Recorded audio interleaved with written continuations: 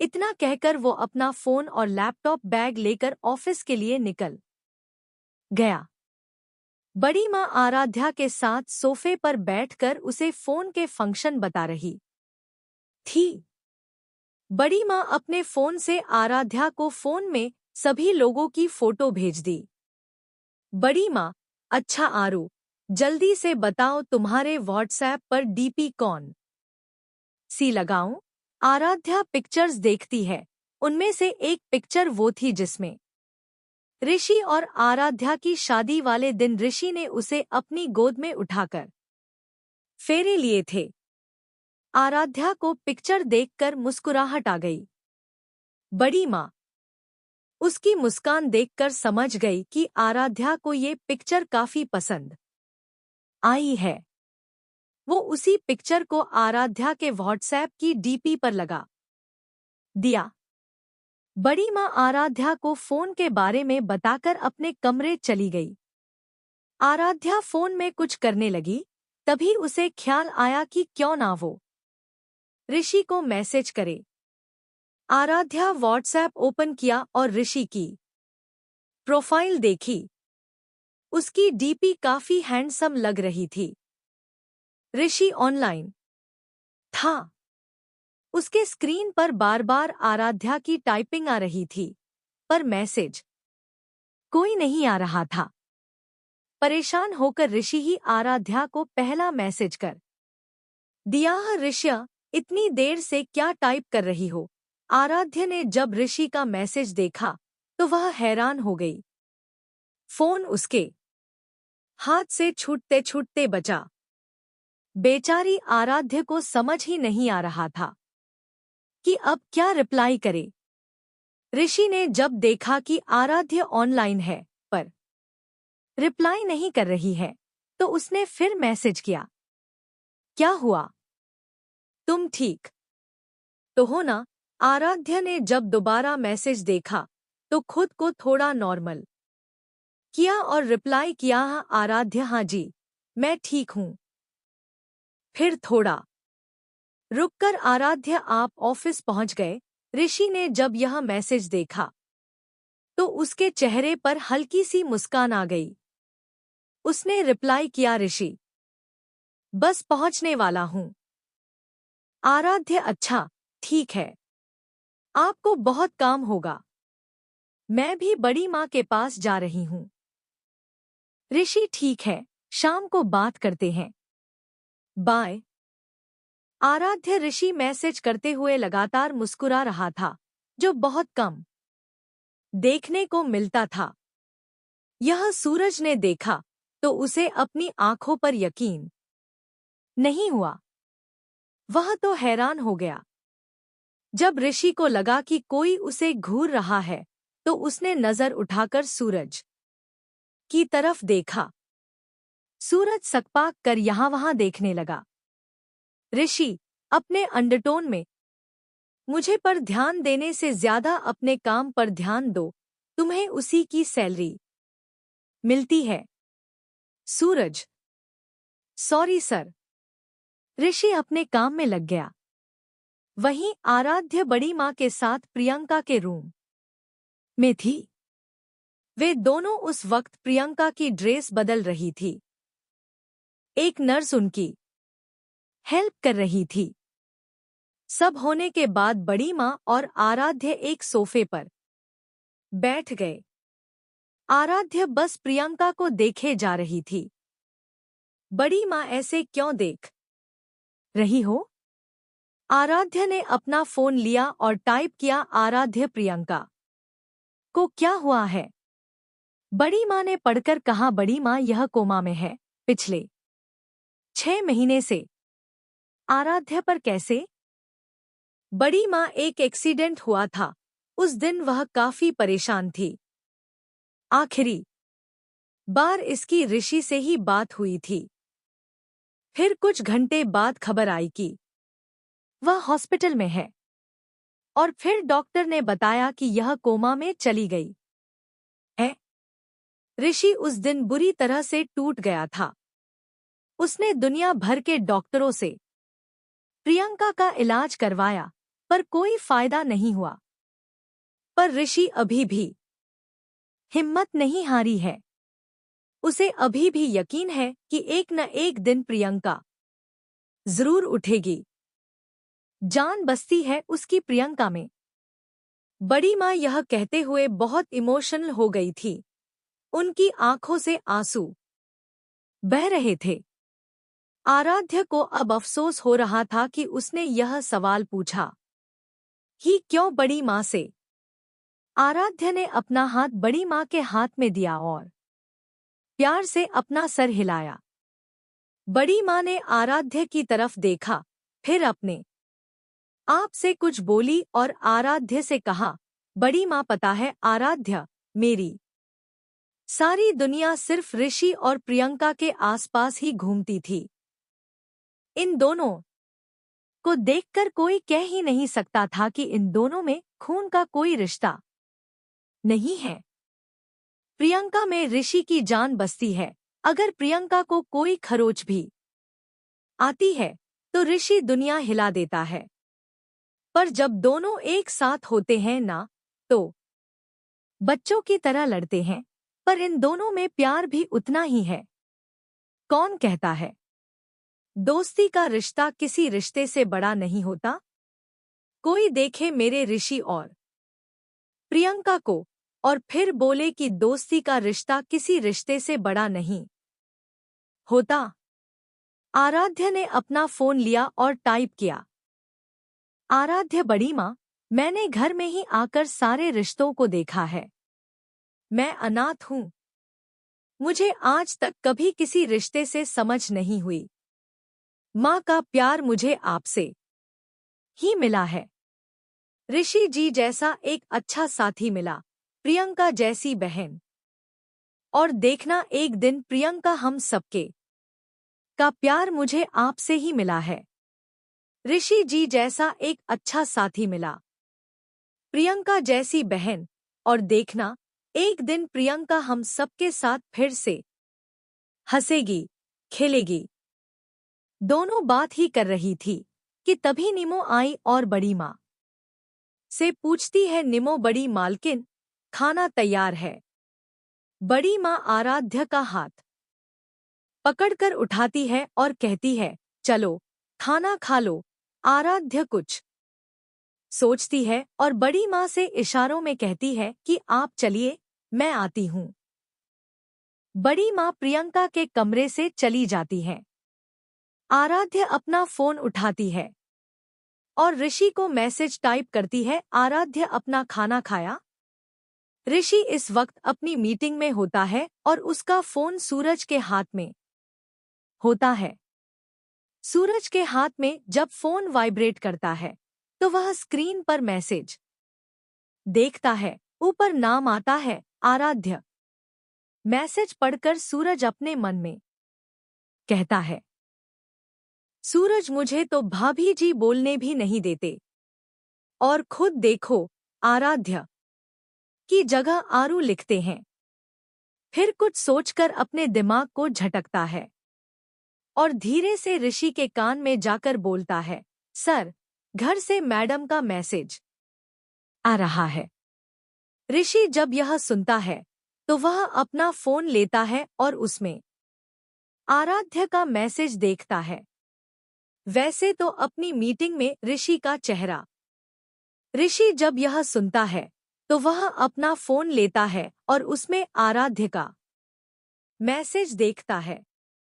वैसे तो अपनी मीटिंग में ऋषि का चेहरा एकदम कठोर और सख्त होता है, पर आराध्य का मैसेज देखकर उसके चेहरे पर एक हल्की सी मुस्कान आ जाती है।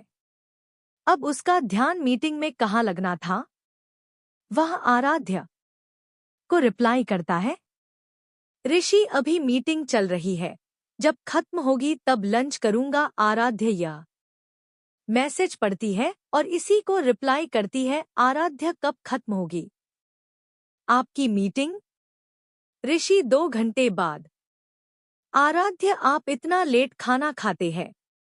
ऋषि कभी कभी तो इतना बिजी होता हूँ कि लंच करने का भी टाइम नहीं मिलता। आराध्य, ऐसे तो आपकी सेहत खराब हो जाएगी। ऋषि, मैं बहुत स्ट्रांग हूँ, एक टाइम खाना ना खाने से मुझे कुछ नहीं होता। आराध्य, आपको काम के बारे में ज्यादा नहीं जानती, इसलिए कुछ नहीं बोलूंगी, पर प्लीज खाना टाइम पर खा लिया कीजिए। ऋषि आराध्य का मैसेज पढ़कर मुस्कुरा देता है। ऋषि, ओके। तभी मीटिंग में से किसी ने कहा, मिस्टर नंदा, क्या हम यह डील फाइनल समझे? बेचारे ऋषि ने तो कुछ सुना ही नहीं था। अब वह क्या बोले, उसे समझ में ही नहीं आ रहा है। वह तो अपनी प्यारी बीवी के साथ चैटिंग करने में लगा हुआ था। बेचारा ऋषि बुरी तरह से फंसा हुआ था। उसने तो मीटिंग पर ध्यान ही नहीं दिया था। वह तो इस वक्त अपनी प्यारी बीवी के साथ चैटिंग करने में बिजी था। ऋषि ने एक बार मीटिंग हॉल में सूरज सबको देखा और उसके बाद बेचारा सा मुंह बनाकर की तरफ देखा। सूरज ऋषि को देखकर समझ गया कि उसे मीटिंग का एबीसी कुछ भी नहीं पता चला। सूरज मीटिंग में सबकी तरफ देखता है और कहता है, सूरज, आपका प्रपोजल हमें काफी पसंद आया, पर फिलहाल हम इसके बारे में और डिटेल्स के साथ बात करना चाहेंगे। हमें उम्मीद है कि आप लोगों को इसमें कोई प्रॉब्लम नहीं होगी।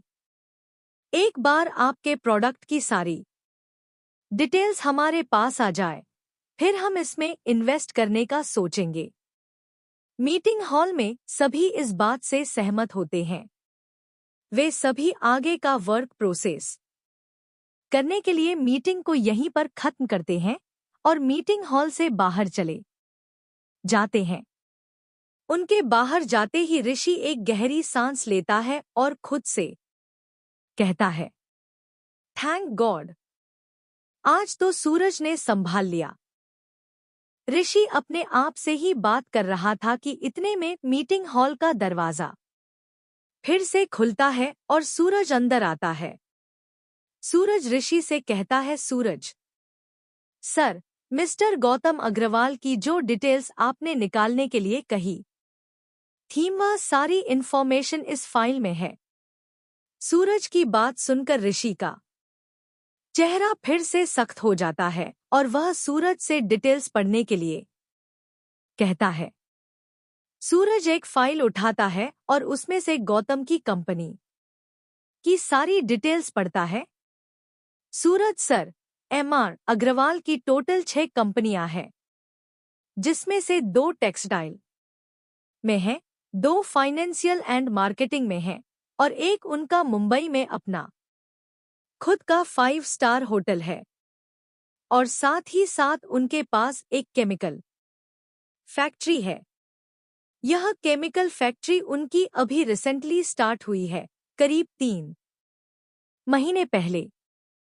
देखा जाए तो उनके बिजनेस का सबसे ज्यादा प्रॉफिट उन्हें फाइनेंशियल और मार्केटिंग वाली कंपनी से ही मिलता है। ऋषि इस वक्त गौतम के बिजनेस की डिटेल्स पढ़ रहा था और उसका चेहरा सख्त होता जा रहा था। ऋषि अपनी कोल्ड आवाज में कहता है, ऋषि, इसके अलावा कुछ ऐसा जो हमें जानना चाहिए? सूरज जी सर, इनकी सारी कंपनी के जो शेयर होल्डर हैं, वह अलग अलग फील्ड से हैं। मतलब देखा जाए तो कोई भी इनकी कंपनी में प्रॉपर शेयर होल्डर नहीं है, सिवाय एक के। ऋषि, और वह कौन है? सूरज सर, वह तो नहीं पता चल रहा है, पर उनके ये शेयर होल्डर्स उनके 60% शेयर के मालिक हैं। एमआर अग्रवाल की कंपनी में प्रॉफिट हो या लॉस, इनकी तरफ से एमआर अग्रवाल को हमेशा से ही सपोर्ट मिलता आया है। ऋषि, ठीक है, पता करने की कोशिश करो कि यह शख्स कौन है, और गौतम अग्रवाल के जितने भी शेयर होल्डर हैं, उनमें से सबसे ज्यादा इक्विटी जिसकी भी है, उसके साथ मेरी मीटिंग फिक्स करो। सूरज जी सर। सूरज के केबिन से जाने के बाद ऋषि अपनी कुर्सी को स्विंग करता है और पेपरवेट को अपने हाथ में घुमाते हुए कहता है, ऋषि गौतम अग्रवाल, तुम्हारी बर्बादी की शुरुआत तो उसी दिन कर दी थी मैंने, जिस दिन तुम्हारी शादी में घुसकर आराध्य से मैंने शादी की थी। इसी की वजह से तुम्हें तुम्हारे दादाजी की प्रॉपर्टी नहीं मिली थी। और अब धीरे धीरे तुम्हारे सारे बिजनेस को अंदर से खोखला कर दूंगा।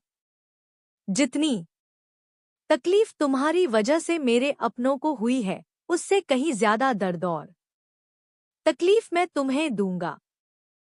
ऐसे ही कुछ दिन बीत रहे थे, जहां एक तरफ ऋषि गौतम को बर्बाद करने की तैयारी कर रहा था, वहीं दूसरी तरफ आराध्य के साथ अपने रिश्ते की नई शुरुआत कर रहा था।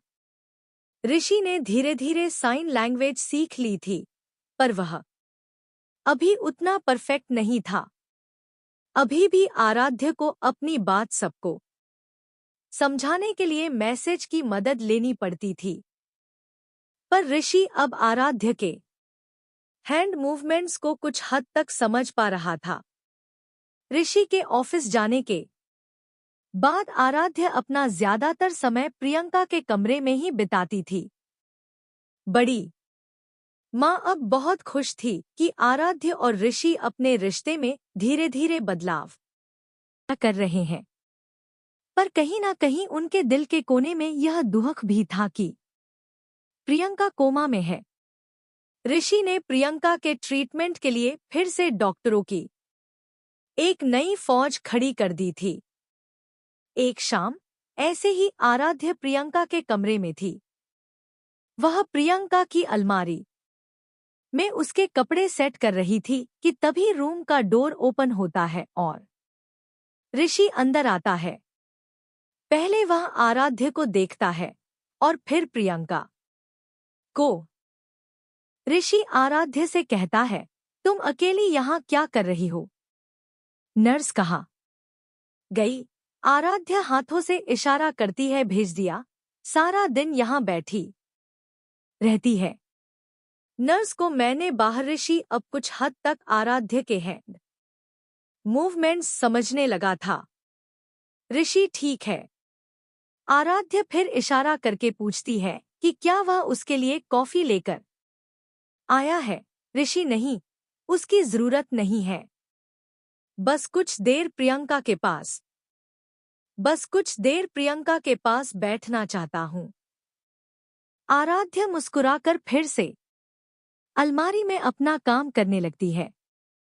ऋषि प्रियंका के पास आकर उसके बगल में बैठ जाता है।